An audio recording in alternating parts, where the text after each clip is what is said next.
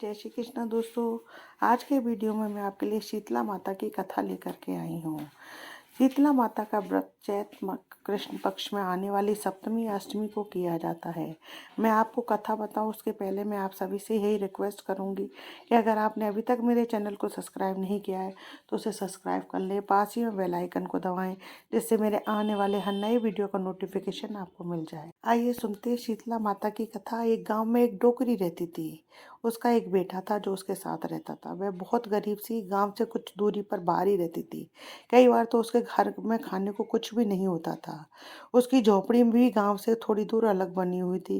गांव में शीतला माता का मंदिर भी था। एक बार गांव में आग लग जाती है। गांव में सबके घरों में आग लग जाती है। शीतला माता भी जल जाती है। जलन और गर्मी से परेशान होकर वे सबके घर जाती हैं, पर कहीं उन्हें ठंडक नहीं मिलती।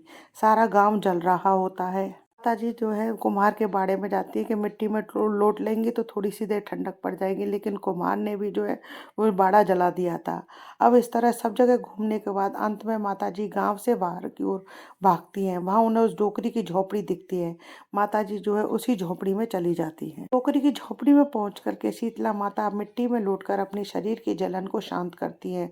उसके बाद थोड़ी देर आराम करने के बाद उस डोकरी से खाने के लिए ठंडा वासी खाना मांगती हैं। माता जी उससे ठंडा वासी खाना मांगती हैं तो डोकरी को लगता है कि माता जी जो है उसकी हंसी उड़ा रही हैं। तो वह डोकरी बोलती है कि माता जी, मुझ गरीब के यहाँ तो कुछ भी नहीं है। आज तो मैंने चूल्हा भी नहीं जलाया, कुछ भी नहीं, खाना भी नहीं बनाया। कल की बासी ज्वार की रोटी और थूली है। शीतला माता उससे कहती है कि मुझे वही दे दो खाने को। तो वह माता जी को बासी ज्वार की रोटी और मीठी थूली ला कर देती है और फिर वे दही मांगती है। तो वो डोकरी कहती है कि मेरे पास दही तो नहीं है, आप कहो तो मेरे पास छाछ है, मैं आपको छाछ ला दूं। तो माता जी वो छाछ ही ले लेती हैं जिससे उनको बहुत ठंडक और आराम मिलता है। शीतला माता खाने के बाद में तृप्त हो जाती है और उनको शीतलता मिलती है। तो वे जाते जाते उस डोकरी को आशीर्वाद देती है।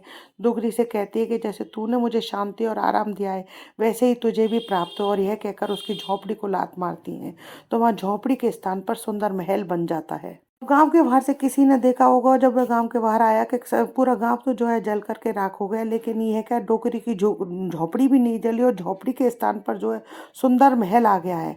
तो वह जाकर के राजा से कह देता है कि राजा से शिकायत करता है कि सारा गांव तो जल गया लेकिन डोकरी की झोपड़ी नहीं जली, बल्कि उसके स्थान पर सुंदर महल बन गया है। डोकरी ने ही गांव पर जो है कुछ ना कुछ जादू टोना अवश्य ही किया है, जिसके कारण सारा गांव जल करके राख हो गया। डोकरी की झोपड़ी भी तब महल में तब्दील हो गई है और उसको कुछ बाल भी बांका नहीं हुआ है। राजा जो है उस व्यक्ति की बात सुनकर के डोकरी को बुलवाता और उससे पूछता है कि सारा गांव जल गया तो तेरी झोपड़ी कैसे बच गई और वह झोपड़ी महल कैसे बन गई, बता तूने ऐसा क्या किया है। टोकरी राजा के सामने हाथ जोड़कर बोलती है कि महाराज, मैंने कुछ भी नहीं किया। कल जब सारे गांव में आग लग गई थी तो शीतला माता जी जल गई थी और मेरी झोपड़ी गांव के बाहर होने से नहीं जल पाई। शीतला माता जो है ठंडा स्थान ढूंढते ढूंढते मेरी झोपड़ी में आ गई। वहां उन्होंने आराम किया, फिर उन्होंने मुझसे खाना देने को कहा, पर मेरे घर में तो कुछ भी नहीं था। मेरे यहाँ तो बासी ज्वार की रोटी और मीठी थूली थी जो मैंने उन्हें परोस दी। मेरे उस खाने को खाने के बाद में शीतला माता की भूख शांत हुई और उन्होंने मुझे आशीर्वाद दिया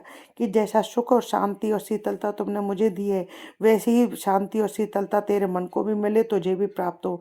और अंत में उन्होंने जाते जाते मेरी झोपड़ी को लात मार के महल में तब्दील कर दिया। माता की कृपा के कारण ही मुझे ये सब चीजें प्राप्त हुई हैं। यह सुनकर राजा उसी दिन से पूरे गांव में मुनादी करवा देता है कि होली के बाद आने वाली सप्तमी को शीतला सप्तमी के नाम से जाना जाएगा और इस दिन सब एक दिन पहले का ठंडा बासी बना खाना खाएंगे। उसी दिन से सब लोग जो है शीतला सप्तमी को शीतला माता की पूजा करते हैं और ठंडा बासी खाना खाते हैं। ये शीतला माता जैसे उस डोकरी को टूटी वैसे सबको टूटना। कथा अधूरी हो तो पूरी करना, पूरी हो तो मान करना। जय श्री कृष्ण दोस्तों। यदि आपको मेरी ये कथा अच्छी लगे तो लाइक कीजिए। यदि आपने अभी तक मेरे चैनल को सब्सक्राइब नहीं किया है तो उसे सब्सक्राइब कीजिए, साथ बेल आइकन को भी हिट कीजिए ताकि मेरे आने वाले हर नए वीडियो का नोटिफिकेशन आपको मिल जाए। हिंदू धर्म, रीति रिवाज, कथा कहानी जानने के लिए मेरे चैनल पर बने रहने के लिए बहुत बहुत धन्यवाद। जय श्री कृष्णा दोस्तों। राधे राधे।